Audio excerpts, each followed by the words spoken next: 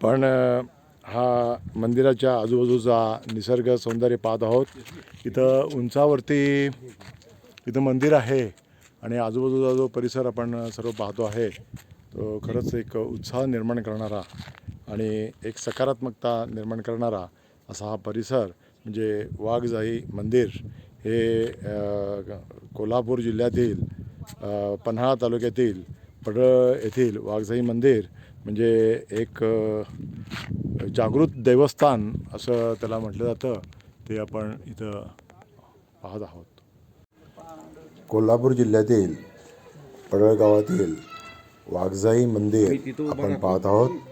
अत्यंत सुरेख सुंदर आणि छानसं आपण इथं ज्येष्ठ नागरिक एका उंच ठिकाणी वसलेलं आहे। क्रांतिसिंग नाना पाटील नगर ज्येष्ठ नागरिक संघाची सहल स्नेहभोजनाची सहल इथं वाघजाई मंदिरामध्ये पडळगावी तालुका पन्हाळा जिल्हा कोल्हापूर इथे आलेली आहे आणि ह्या सहलीमध्ये सर्व उत्साही जे ज्येष्ठ आहेत त्यांनी भाग घेतलेला आपल्याला दिसत आहेत। इथं प्रत्येकाची जर नावं सांगायची झाली तर कोषाध्यक्ष आमचे सदाशिवराव पाटील, त्यानंतर बंडोपंत दळवी आमचे सचिव संस्थेचे, त्याच्यानंतर हे जे तुम्हाला दिसत आहेत यंगस्टर मूछवाले ते कायम रनिंग करत असतात, वॉकिंग करत असतात। वयवर्ष 77 असताना मेडल मिळवतात।